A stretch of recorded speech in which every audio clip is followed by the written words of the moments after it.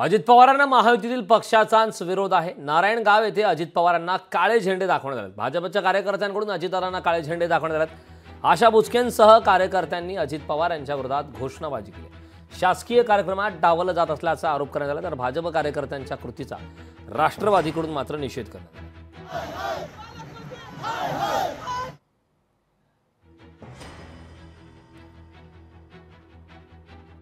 विरोध फक्त प्रशासकीय बैठकांमध्ये पर्यटनचे आणि ती कोणत्याही आम्हालाच काय पण राज्याचे मुख्यमंत्री उपमुख्यमंत्र्याचा फोटो नाही। शासकीय बैठक आहे, त्यांनी जाहीर करावं शासकीय काही कर्मचारी अधिकारी पदाधिकारी तिथे नाहीये म्हणून।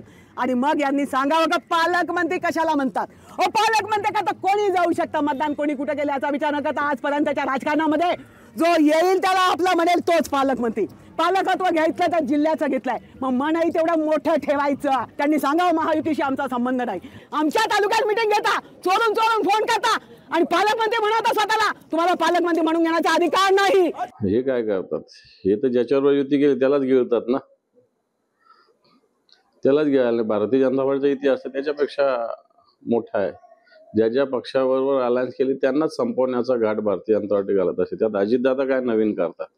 भारतीय जनता पार्टी ज्या पद्धतीनं वागते तसंच त्याच पावलावर पाऊल अजितदादा टाकतात। काही काही ठिकाणी जे आहे काही गैरसमज झाले असतील तर ते दूर करण्यात येते।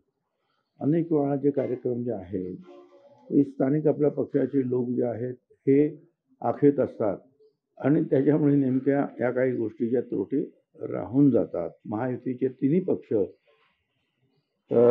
BJP असेल, शिंदे शिवसेना असेल, अजितदादा पवार गट असेल, हे सगळे कार्यक्रम करताना स्थानिक तिन्ही पक्षाच्या कार्यकर्त्यांना आपण बोलवावं, त्यांना कार्यक्रमामध्ये सहभागी करून घ्यावं असंच मी सगळ्यांना सांगेन। जुन्नरचे आमदार हे अजित पवारांबरोबर आहेत माझ्या माहितीप्रमाणे।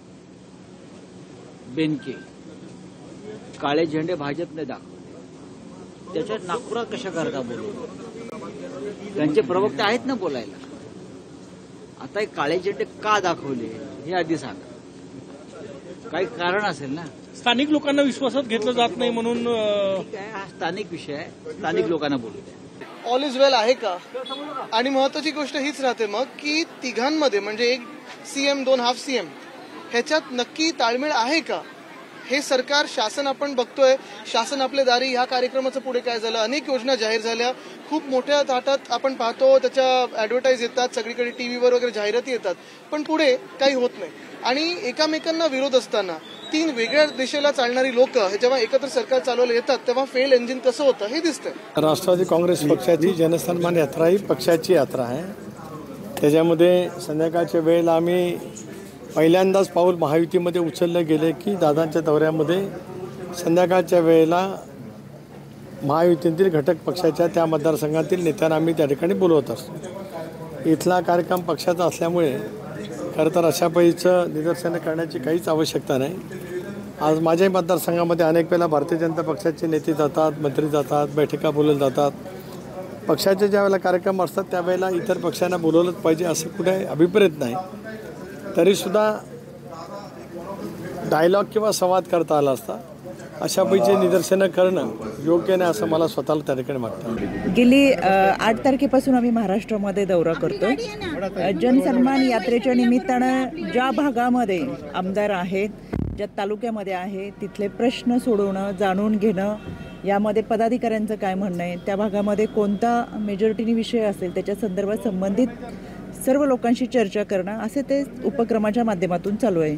हा आमच्या पक्षाचा कार्यक्रम आहे, त्याच्यामुळे मला वाटतं आशाताईंना त्याची थोडीफार कल्पना असेल, पण अशा पद्धतीने झेंडा दाखवण्यापेक्षा त्या दादांकडे जरी आल्या असता तरी दादांनी त्यांचं म्हणणं ऐकून घेतलं असतं। मला असं वाटतं की ही एक स्टंटबाजी आहे।